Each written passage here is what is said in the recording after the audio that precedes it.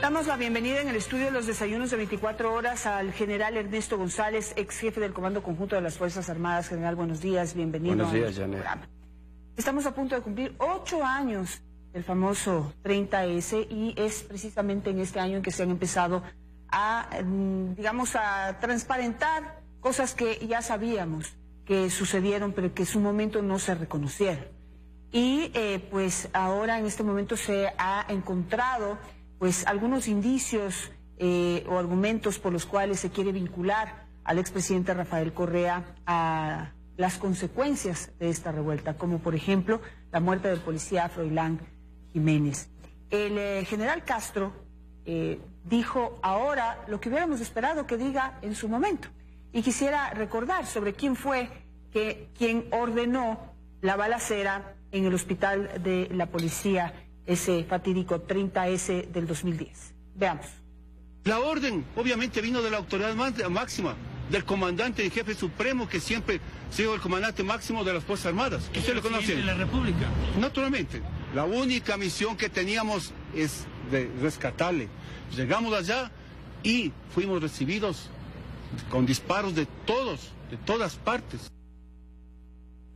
General, a casi ya 8 años del 30S, ¿qué nos puede decir usted sobre las responsabilidades frente a lo que ocurrió ese día, tanto del presidente de la República, de ese entonces, Rafael Correa, como también de las Fuerzas Armadas? Gracias, Janet, por permitirme que la opinión pública conozca algunos detalles que tal vez por el tiempo ya se olvidaron, porque en su momento las Fuerzas Armadas, en su momento, es decir, 8 días después de estos hechos, emitió un informe muy completo y detallado, donde en su parte principal indica quién dispuso, no la balacera, sino dispuso las acciones correspondientes para rescatarle del hospital de la policía. Eso entonces, era una acción militar, es decir, quien dispuso la acción militar, es decir, claro, la llegada de militares al hospital de la policía. Y nunca el hospital de la policía fue considerado un objetivo militar. El objetivo que tuvieron las Fuerzas Armadas fue extraer al presidente y llevarle al Palacio de Carondelet.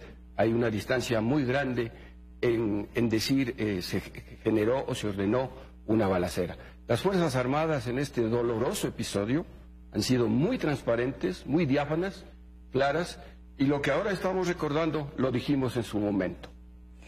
Pero, digamos, yo recuerdo muy bien ese informe que lamentablemente no sirvió para poder frenar todos los procesamientos y todas las acusaciones que se hicieron en su momento. Le recuerdo, por ejemplo, que hay un periodista asilado en los Estados Unidos, Emilio Palacio, porque él lo dijo públicamente, dijo que quien había ordenado ese operativo militar para extraerlo del hospital de la policía fue el mismo expresidente Correa, pero nadie salió a defenderlo. O sea, había, digamos, un silencio que desde algunos ámbitos lo consideran cómplice, desde otros ámbitos lo consideran comprensible por la situación, digamos, la relación de mando entre el expresidente y las Fuerzas Armadas. ¿Qué nos puede decir usted? No, insisto, las Fuerzas Armadas fueron muy diáfanas, pero para entender lo que pasó ese aciago día, hay que mirar el escenario que se vivía. Les recordará, a las 8 de la mañana, unos 500 a 800 efectivos de la Policía Nacional, cuyo centro de gravedad fue en el Regimiento Quito número 1, se tomaron esas instalaciones. Eso generó que también se tome el Palacio Legislativo, hubo cierre del aeropuerto, es decir, fue un escenario muy caótico, y las Fuerzas Armadas, en base a su marco legal, tuvieron que actuar. La Constitución dice, el artículo 158, 159, las Fuerzas Armadas son institución de protección de los derechos, de las garantías y libertades de los ciudadanos. Y ese día, los derechos que tenían los ciudadanos ecuatorianos a la seguridad interna estaba violado. Entonces, además de eso, el decreto ejecutivo declarando el estado de excepción, el 488, le faculta a las Fuerzas Armadas para intervenir. Y no intervenimos por cuenta de nosotros, sino porque la situación así lo exigía. Nosotros activamos un COC que se llama el Comando Conjunto, y mediante videoconferencia receptamos todas las novedades, que no solamente eran en Quito como la gente piensa, las novedades eran a nivel nacional. en Guayaquil empezaron saqueos, cierre de vías, porque esto de manera, conforme pasó el tiempo, varios comandos provinciales de la policía se fueron uniendo a esta medida, de hecho, en reclamo a la ley de servicio público. Conocíamos exactamente cómo estaba la situación, porque parte de la seguridad presidencial, cuando llegó el presidente en su segundo intento por ingresar, se quedó adentro y otra parte se quedó afuera. Inteligencia militar, una parte estuvo adentro, otra parte estuvo afuera. Los medios de comunicación, audiovisuales, fotografías, diarios, más de 50 periodistas, Janet, recogieron lo que estaba pasando en ese día y la obligación, después de recibir la orden verbal del presidente y de haberse decretado el estado de excepción, fue intervenir, pero no para atacar el hospital, sino para sacarle, como en efecto se hizo. Y los resultados, ¿cuál fue la institución más afectada? El Ejército. Hubo 2 fallecidos, 42 heridos, de los cuales 7 de gravedad, de los cuales tienen secuelas este momento. Bueno, ese día yo creo que hubo una serie de afectados, no únicamente el Ejército. Correcto. La policía también tiene muertos a su haber, hay civiles muertos, sí. Hay heridos, hay una población golpeada, engañada durante años por una campaña nefasta, inaceptable. Hubo un riesgo en ese momento para la población en general por la falta de policía en las calles. Pero yo quisiera, usted escribió un libro en donde detalló qué fue lo que pasó ese día, y usted fue enfático en afirmar en ese libro que nunca hubo un secuestro, que nunca hubo un intento de golpe de Estado, que lo que hubo era una revuelta policial que fue creciendo y que pues se manifestó con focos de protesta en varias ciudades, con la ausencia de policía en las calles de varias ciudades, pero que no se trataba de un golpe de Estado planificado y pues con el objetivo de sacar al expresidente Correa del poder. ¿Usted se sostiene todavía en eso? Claro.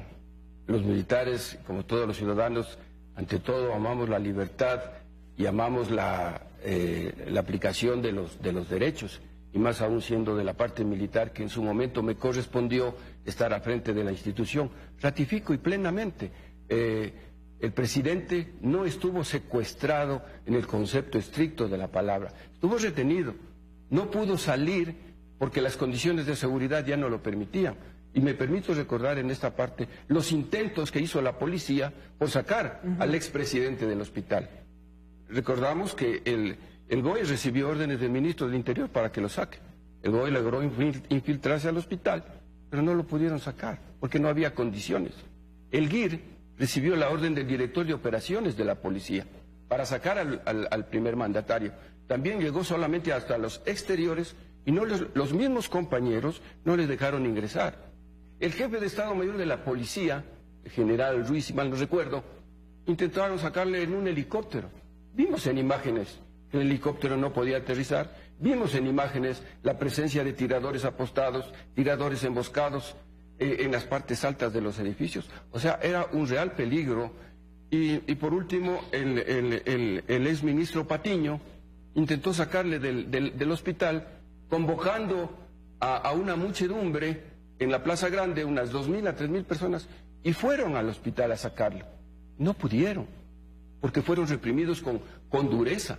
En esas circunstancias falleció el estudiante Juan Pablo Bolaños.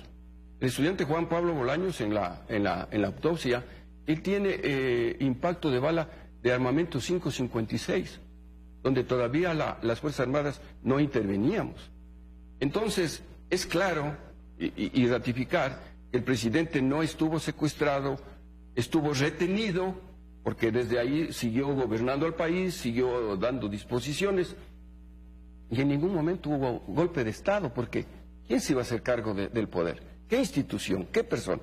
No, eso yo lo dije categóricamente año 2014-2015, que también me valió una persecución, porque tenemos que aquí hablar con la verdad. Bueno, vale la pena recordar, general, y no sé qué opinión va a dar usted de lo que voy a decir, pero en este país hemos vivido varios golpes de Estado, y esos golpes de Estado en donde la gente ha salido a las calles a protestar en contra de los expresidentes Mahuad, Bucaram y Lucio Gutiérrez, en donde vimos principalmente a la ciudad de Quito apostada en las calles, protestando, quemando llantas, gritando, apostados afuera del Palacio de Gobierno, que presionó la salida de los expresidentes, pero los golpes de Estado no se dan sino hasta cuando las Fuerzas Armadas le quitan el respaldo a ese mandatario.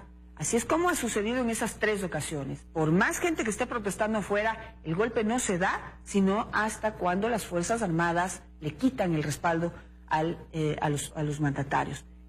¿Eso en este caso se contempló? No se contempló porque usted hace una narración histórica de muchos hechos.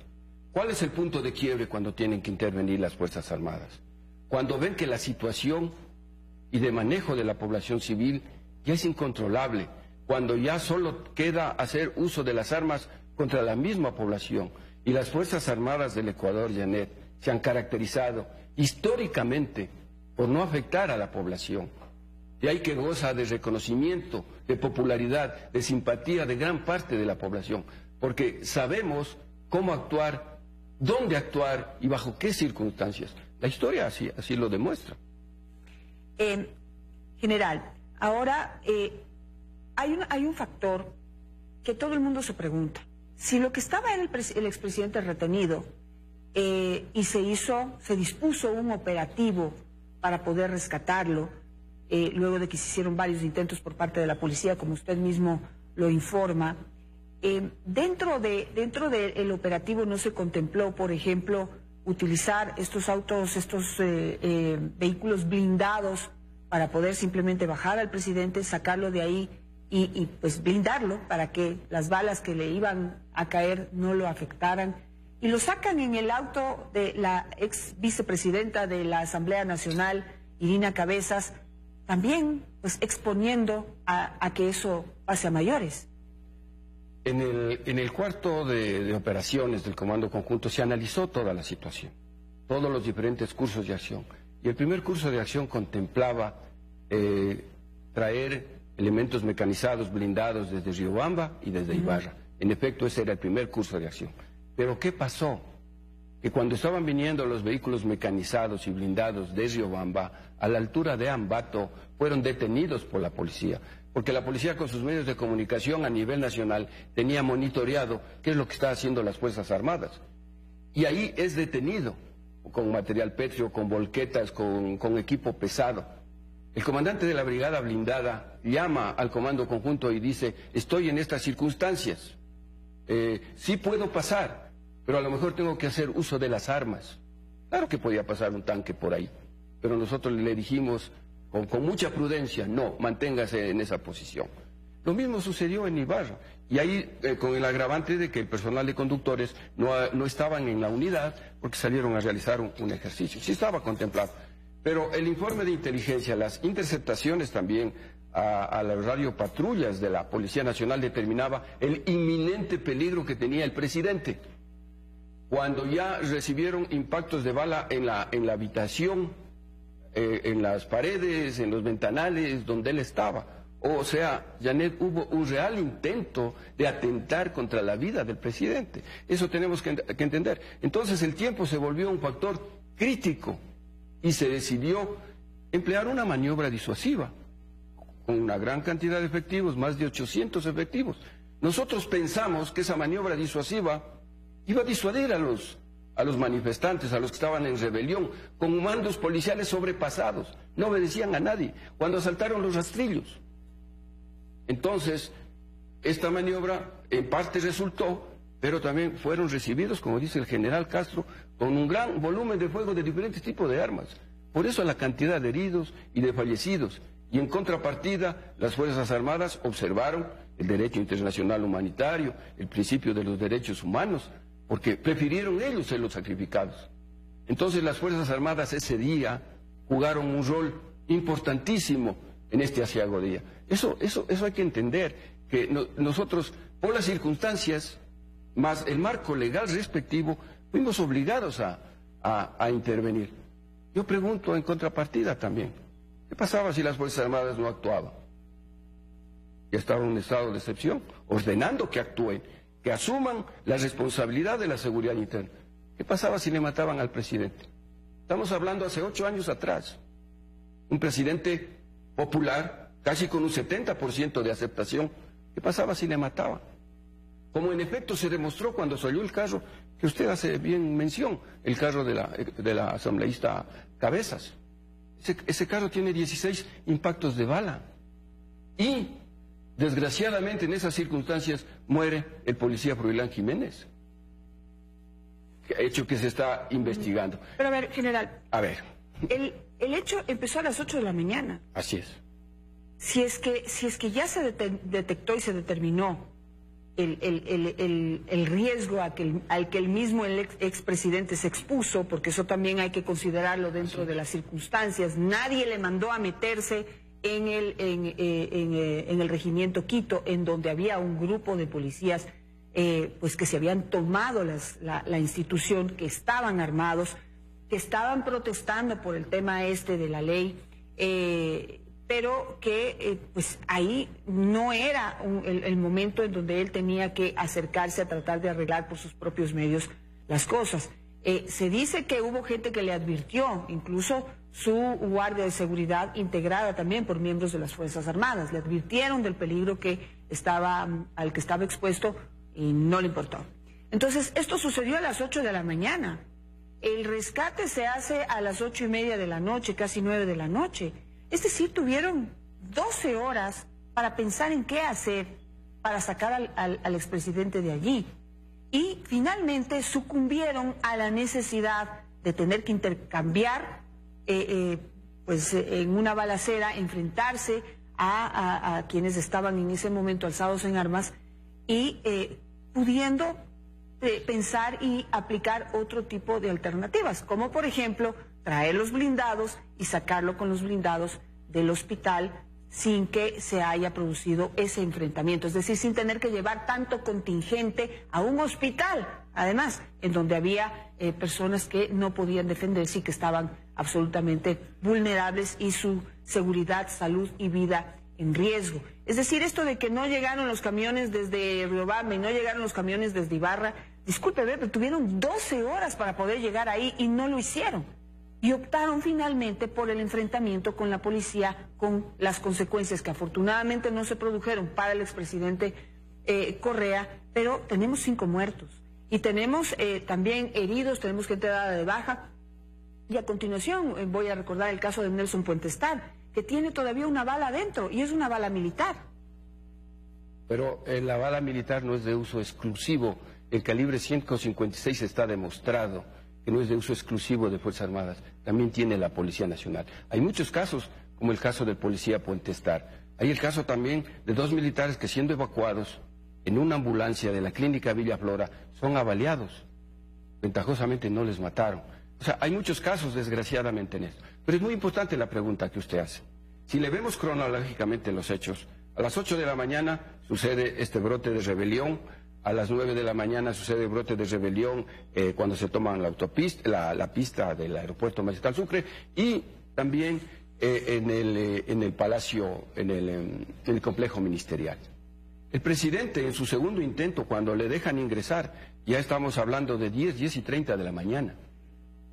El presidente, con su carácter, con su temperamento, se pone a negociar.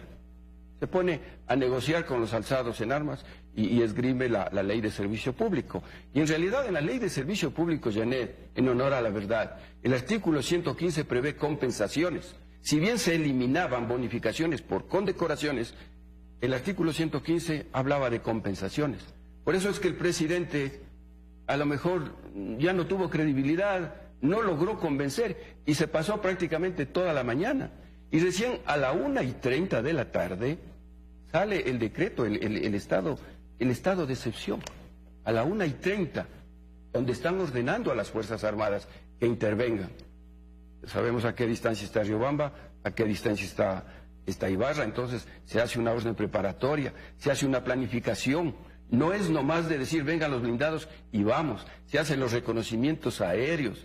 Hay un reconocimiento que hace el general Castro, donde determina cómo está el escenario, los alzados en armas, los tiradores apostados, etcétera, etcétera. O sea, no es sencillo conducir una operación de esa naturaleza, y más como usted muy bien anota, la presencia del hospital, donde había pacientes y todo el más, ventajosamente y gracias al profesionalismo de Fuerzas Armadas. Dígame usted si hay afectados médicos, enfermeras, pacientes. No hay, porque justamente se observó el uso gradual y progresivo de la fuerza. Prefirieron ellos ser los sacrificados. Por eso yo digo, este tema tiene muchas lecciones y muchas aristas. Primero nos debemos centrar en el tema de lo que sucedió exactamente ese día, y después, Janet, en el año del 2013, cuando el gobierno organiza una comisión ad hoc para sancionar a los culpables de esto, en donde se toman pruebas, como ahora están siendo juzgados 2 oficiales, se toman peritajes realizados en su momento por la policía, un peritaje que deja muchas dudas, porque aquí se necesita un peritaje externo, un peritaje independiente. Porque ¿El peritaje de qué? Si limpiaron toda la escena del crimen. Claro, pero también hay, en base a esos resultados, ver, por ejemplo, el caso de los heridos, el caso de los fallecidos, el tipo de armamento, ¿no es cierto? Entonces, por eso hay que separar lo que sucedió ese día y lo que vino después, esa persecución a gente inocente, a gente que también estuvo ahí, ¿no es cierto? Y que ahora, con mucha razón, están reclamando justicia. Le agradezco mucho por estar esta mañana con nosotros. Gracias, Yanni. Vamos a ver qué es lo que sigue sucediendo y ojalá algún día podamos cerrar este capítulo en donde conozcamos realmente a los responsables de los hechos de ese día en todas las instancias que ello implica, incluso en las intelectuales, en aquellas que pues estuvieron detrás de quienes finalmente ejecutaron esas órdenes que se dieron ese